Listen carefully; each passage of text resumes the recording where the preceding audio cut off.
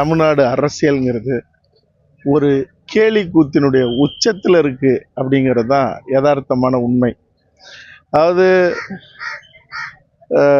கொள்கை கூட்டணி அப்படிங்கிறதெல்லாம் இப்போ மருந்து கூட இல்லை. மாறாக நோட்டுக்கு சீட்டுக்கு இது ரெண்டு மட்டும்தான் இன்னைக்கு. நீங்கள் இதுக்கு முன்னாடி இருந்தவங்கெல்லாம் ஒரு காலத்தில் கேட்டோம், என்னென்னா இந்த கொள்கைக்காக நாங்கள் ஒன்று சேர்ந்தோம் அப்படிங்கிறதெல்லாம் கனவாக போச்சு. இன்னைக்கு ரகசிய பேரமாக எவ்வளவு எத்தனை கோடிகள் கொடுப்பாங்க, தனிப்பட்ட முறையில் அவங்களுக்கு எவ்வளவு, அவங்க கூட்டணி சேர்ந்தால் தேர்தலில் வாக்களிக்கிறதுக்கு அல்லது தேர்தல் செலவுக்கு எவ்வளவு அப்படிங்கிறது தான். அப்போ இங்கே யாருக்கும் தமிழ்நாட்டு மக்களை பற்றியோ தமிழ்நாட்டினுடைய உரிமைகளை பற்றியோ கவலைப்படுகிற அரசியல் கட்சிகளோ அரசியல் தலைவர்களோ இருக்காங்களா அப்படிங்கிறது இன்னைக்கு அது கேள்விக்குறி மட்டும் இல்லை. நீங்கள் எவ்வளவு அலசி ஆராய்ஞ்சு விவாதித்தாலும் அதுக்கு உங்களுக்கு ஒரு தீர்வு கிடைக்காது. யாராவது ஒருத்தருக்கு இருக்காங்களா அப்படின்னு சொல்கிறதுக்கு கூட நான் வாய்ப்பு இல்லைன்னு தான் சொல்லுவேன்.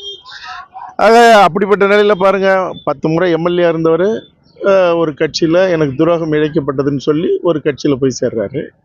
3-4 முறை முதலமைச்சராக இருந்தவர் இப்போ ஒரு கட்சியில் போய் சேர போகிறாரு, திமுகவில் சேர போகிறாரு, அதுவும் ஓபிஎஸ் அவர்கள் சேர போகிறாருல செய்திகள் வந்துகிட்டு இருக்கு. அது எவ்வளோ தூரம் அப்படிங்கிறது இனி வரும் நாட்கள் தான் சொல்லும்.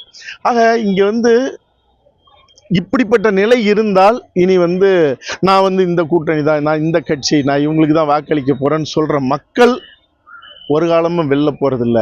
மாறாக இவர்களெல்லாம் இந்த மக்களையெல்லாம் விலை பேசி எந்த கூட்டம் கையில் வச்சுக்கிட்டு கூட்டணிக்கு போய் இன்னைக்கு சம்பாரித்து சொகுசாக இருக்க போது அதான். ஆக எல்லா காலத்திலையும் மக்கள் படுதோல்வி அடைகிறாங்கிறது தான் யதார்த்தமானது. விஜயோடைய அரசியல் வருகைங்கிறது எத்தனையோ நடிகர்கள் ஏற்கனவே சினிமாவில் இருந்து அரசியலுக்கு வந்திருக்காங்க, அவங்க ஜெயிச்சிருக்காங்க. எல்லாரும் என்ன சொல்கிறாங்கன்னா, எம்ஜிஆர் சினிமாவில் இருந்து அரசியலுக்கு வந்தார், ஜெயலலிதா அவர்கள் அரசியலுக்கு வந்தாங்க அப்படின்லாம் சொல்கிறாங்க. விஜயகாந்தும் சினிமாவில் இருந்து அரசியலுக்கு எதிர்கட்சி தலைவர் ஆனார். இன்னும் சொல்லப்போனால் இன்னைக்கு ஆட்சியில் இருக்கிற மு.க. ஸ்டாலின் அவர்கள் நடிகர், ஏற்கனவே அவர் படங்கள் நடிச்சிருக்காரு, தொலைக்காட்சி தொடர்கள் நடிச்சிருக்காரு. இன்னைக்கு இருக்கிற துணை முதலமைச்சர் அவர் ஒரு நடிகர்.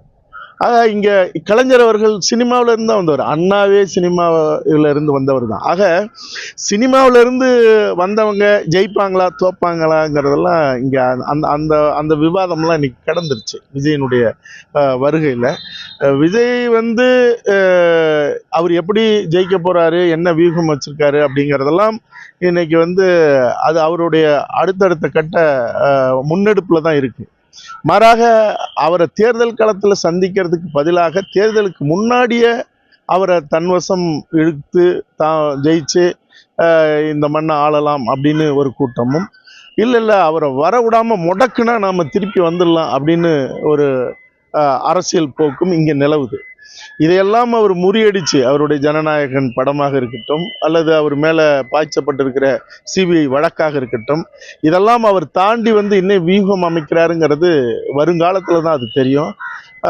ஆனால் அசராமல் நிற்கிறாருங்கிறது ஒரு பக்கம் இருந்தாலும், ஆனால் அவ்வப்போது அதுக்கான பதிலடியும் தர்ற நிலையை இழந்து நிற்கிறதுங்கிறது அது ஒரு பெரிய அவருடைய கட்சியில் இருக்கிறவங்களுக்கு மட்டும் இல்லை, அரசியல் பார்வையாகவும் அது ஒரு பெரிய விவாத பொருளாகவும் கேள்விக்குறியாகவும் ஆகிட்டு இருக்கு. அதனால அவருடைய போக்குங்கிறது போக போகத்தான் தெரியும்.